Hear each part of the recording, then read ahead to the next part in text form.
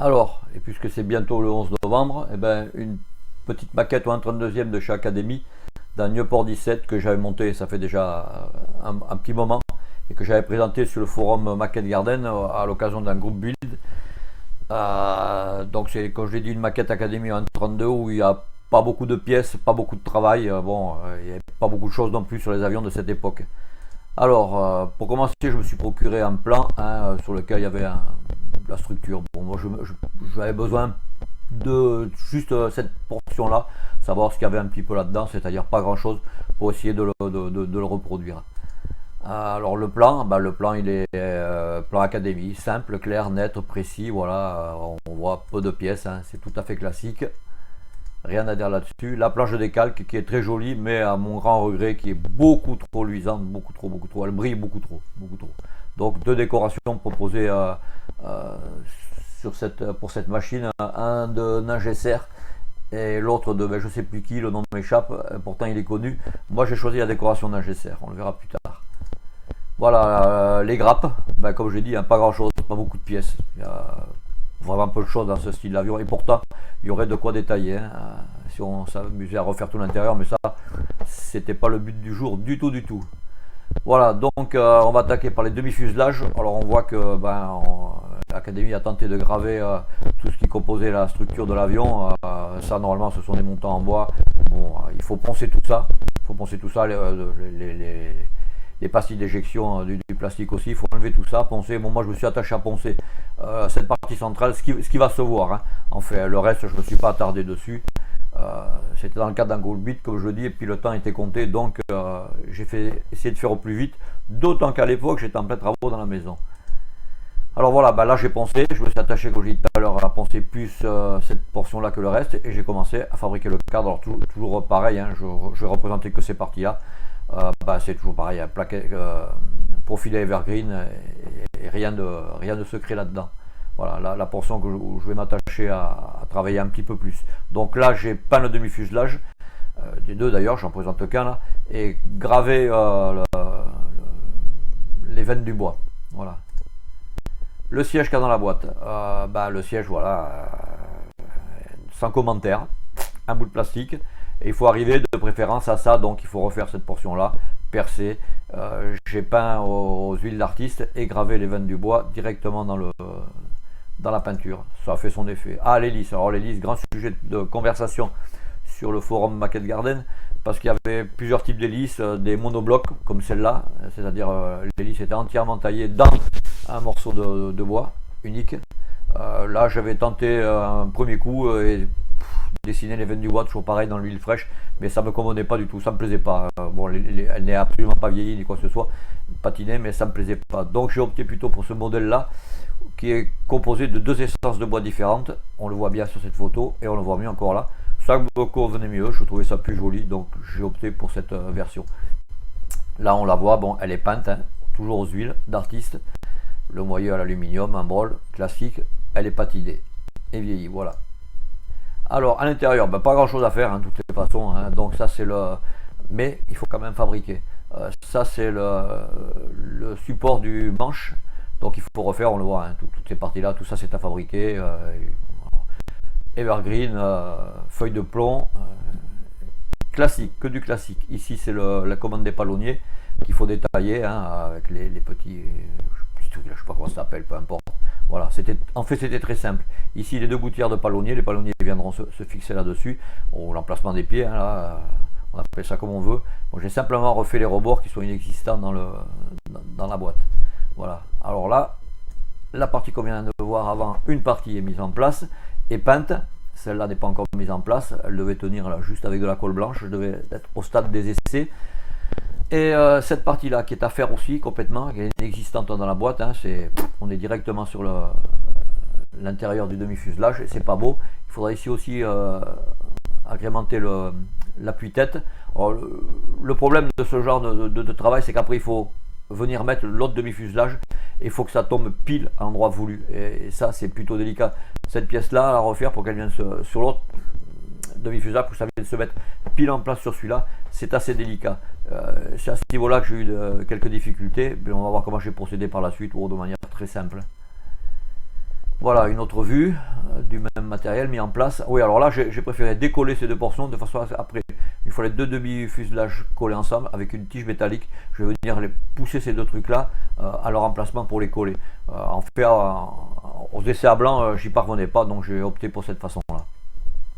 Alors là, c'est les manettes de commande gaz, et il y avait d'autres choses là-dessus. Alors voilà, ça c'est ce qu'il y a dans la boîte, c'est absolument nul. Bon, il faut essayer d'agrémenter ça un peu. Donc on va passer plutôt là. Donc voilà, c'est la même chose. Je n'ai conservé que cette portion-là et je refais tout le reste. Une petite poignée sur la manette de gaz, après il y a un tas de trianglerie. Très honnêtement, je ne sais pas à quoi ça servait du tout. Voilà, il faut faire ça pour arriver à ça. Alors là c'est peint mais pas encore patiné. Voilà. Alors ici, on avance un chouïa et vite. Hein. On voit que les palonniers ont été mis en place sur le support. Alors c'était très simple, comme je dis, c'était une simple barre, hein, les câbles de commande hein, pour les gouvernes de direction. Et ici, ce sont les lanières. On passait le pied sur la barre. C'est vraiment, ça n'a rien à voir avec les palonniers qu'on peut avoir maintenant. Et la lanière m'a tenu un petit peu la godasse, quoi, le pied, c'est tout. Ouais, ici, j'ai décollé complètement cette portion-là, de façon à pouvoir, après avec la tige, comme je disais tout à l'heure, pouvoir la repousser et venir la coller à son emplacement. Voilà la petite astuce que j'avais adoptée. Ici, ce sont les câbles de tension qu'il y avait entre les boutons en bois du cadre. Donc, ils sont représentés. Le manche est mis en place. Il a été refait, agrémenté un petit chouïa. Ici, il y a un bourrelet à mettre en place aussi. Donc, c'est fait. Voilà une autre vue de l'ensemble. Et peint pour ces portions là. Ici c'est pas encore terminé, là je me suis pas amusé, mais bon on y arrive. Là on voit les lanières, les palonniers, voilà. C'était réduit à la plus simple expression, vraiment hein. Alors l'empennage horizontal et la gouverne de direction, je dis la gouverne de direction parce que c'était une pièce unique hein. C'était l'ensemble qui battait. Au niveau de la gouverne de profondeur, de l'empennage horizontal, j'ai découpé ici au niveau des gouvernes de façon à donner une inclinaison à cabrer. En maquettisme, on aime bien dire que ça donne un peu de dynamisme à la maquette. Hein, voilà. Donc il faut désolidariser ici de façon à pouvoir positionner les gouvernes de profondeur. Moi j'ai choisi en position cabrée. Voilà, alors là, la gouverne de direction est mise en place, l'empennage horizontal est collé, les gouvernes de profondeur pas encore, les ailes inférieures sont mises en place, le haubanage de l'aile supérieure est mis en place, et j'ai commencé à mettre en place les haubans. Alors là c'est simple, hein, il faut avant d'assembler les demi-fuselages, percer aux endroits voulus, insérer le fil nylon, faire un nœud à l'intérieur, un petit coup de colle cyanoacrylate et on laisse sécher. On assemble et après on verra comment on vient assembler ça sur les ailes.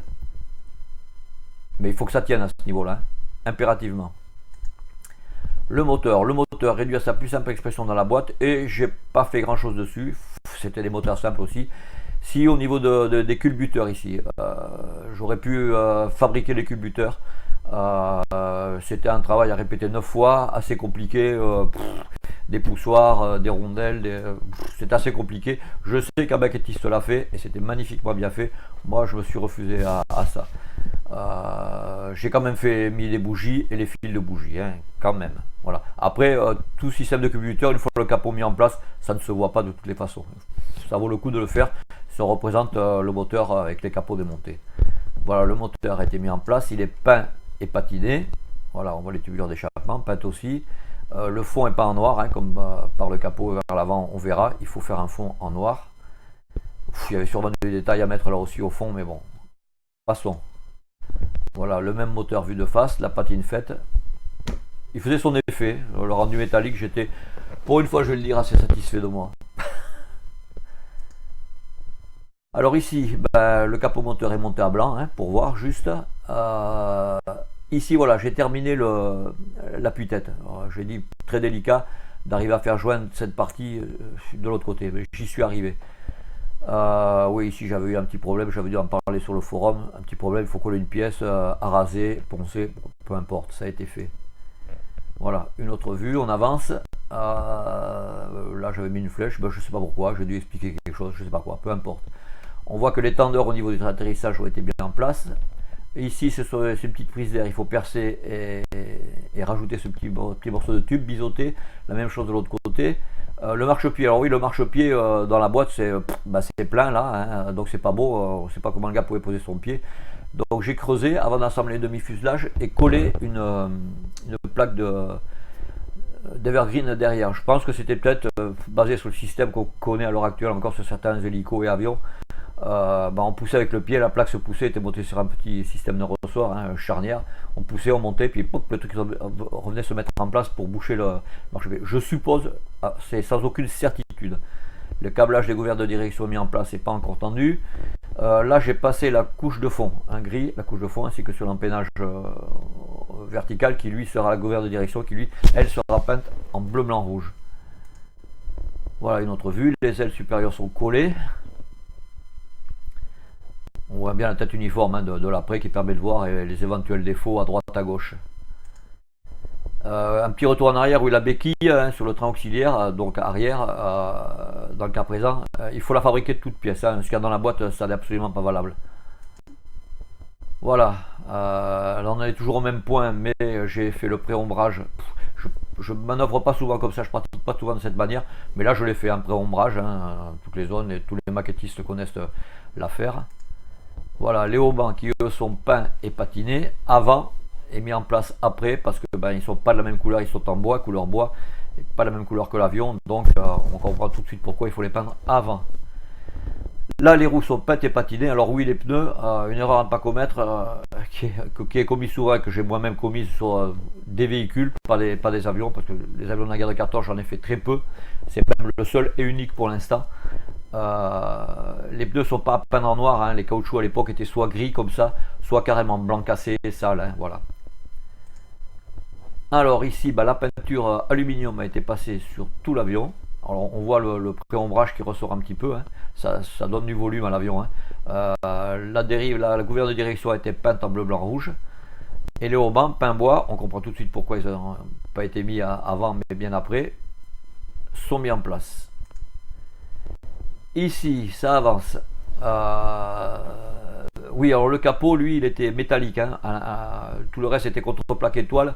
Là, c'était métallique. Donc, il faut le patiner au coton, hein, de façon à essayer de lui donner un aspect plus métallique que le fuselage. Bon, les pneus, on en a parlé. Ici, oui, je me suis amusé à faire quelques petites coulures d'huile, hein, ces moteurs-là, hein. Fuyait quand même pas mal a priori dans l'ensemble. On voit bien sur quelques photos que c'est plus grave qu'autre chose. Et puis même si c'est pas vrai, ça donne un petit style à la maquette. Donc on imagine l'huile venant se mettre au niveau des jonctions des différents panneaux comme ça. Et après avec le vent qui est soufflé vers l'arrière. Hein, voilà, donc ça donne un petit peu, ça donne du style à la maquette. Bon, j'en ai pas fait beaucoup, j'en ai fait ici et quelque peu de l'autre côté. Voilà, là, qu'est-ce que je voulais dire là-dessus? Oui, là j'avais mis, j'ai simulé les tendeurs, il y avait des tendeurs sur le haubanage, et donc j'ai simulé les tendeurs, je me suis pas embêté, avant de fixer sur le haut, j'ai glissé des petits bouts de tube, hein, voilà, c'est tout, j'ai rien fait d'autre.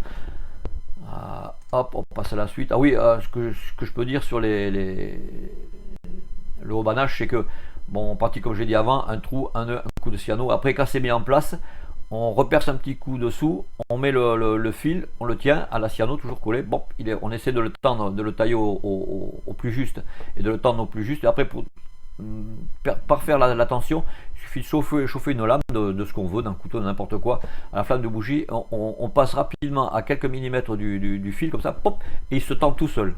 Voilà la petite astuce que tous les maquettistes connaissent, c'est bien évidemment sûr. Voilà, là on avance sur la maquette. Alors j'ai choisi la décoration d'un GSR. Je regrettais un peu après, c'est très voyant, c'est bon, voilà, j'ai choisi ça. Après coup, j'aurais bien aimé faire un camouflage. Voilà. Alors là, j'ai regretté quand même d'avoir utilisé la calcomanie. J'aurais dû procéder comme sur la dérive, la gouverne de direction, c'est-à-dire peindre carrément, parce que c'est très brillant. Et malgré le vernis, bon, enfin, moi j'ai pas trop aimé, Voilà, alors ici, oui, là j'avais eu un petit problème, j'en ai parlé sur le forum, ça s'est décollé, ça a été rattrapé par la suite. On voit ici le peu d'inclinaison que j'ai donné, hein, à la gouverne de direction et sur cet aileron, à l'inverse de l'autre côté, évidemment. C'est vrai que ça donne un petit peu de dynamisme à la maquette, hein. Oh, c'est vrai. Voilà, une autre vue de la bête, une vue de face. Là, je l'ai posé sur un petit support vert, c'est pas le support définitif. Bon, après, tout ça sur les décalques de la boîte, hein, ils sont de très bonne qualité, il n'y a pas de problème, hein. Simplement, je regrette leur brillance, hein, ça c'est désagréable. Bon, mais comme la maquette, il faut les vernir, hein, avant de poser les décalques, après les avoir posés, et après en satin pour moi. Voilà. Alors, je le dis pour ceux qui ne savent pas, mais avant de coller les décalques, on vernit l'avion en brillant, on colle les décalques, on revernit par-dessus en brillant. Ça évite de voir le film qui est autour des décalcomanies, encore que ceux-là, on puisse les couper, les découper au plus près, donc éviter cette brillance. Et après, ben, on reteinte soit en satiné, soit en mat, en fonction de la maquette qu'on a représentée. Moi, j'avais choisi le satiné sur celle-là. Une autre vue. Voilà, et là il est sur son petit support définitif. Oh, il n'y a pas trop de banage, c'est pas trop compliqué. Ah oui, je n'ai pas parlé de la mitrailleuse parce que ben, la mitrailleuse, malheureusement, comme à mon habitude, ma sale habitude, j'ai lourdé une partie des photos. Elles sont peut-être présentes encore sur le forum Maquette Garden, je ne sais pas. Mais j'ai lourdé les photos, j'ai la présentation de la mitrailleuse que j'ai pas détaillée. Dans la boîte, elle se suffisait à elle-même, donc j'ai rien fait du tout. Ouais. Voilà. Voilà. On voit tous ces petits guignols sont à faire, hein, ils ne sont pas présents dans la boîte. Hein. Il faut faire tout ça.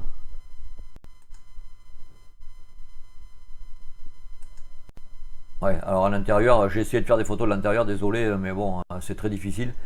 J'ai pas l'appareil qu'il faut. Oui, j'ai simplement rajouté une ceinture quand même. Ils étaient quand même attachés à l'époque, hein, faut pas croire. Hein. Ici sur les commandes de mitrailleuse. Voilà.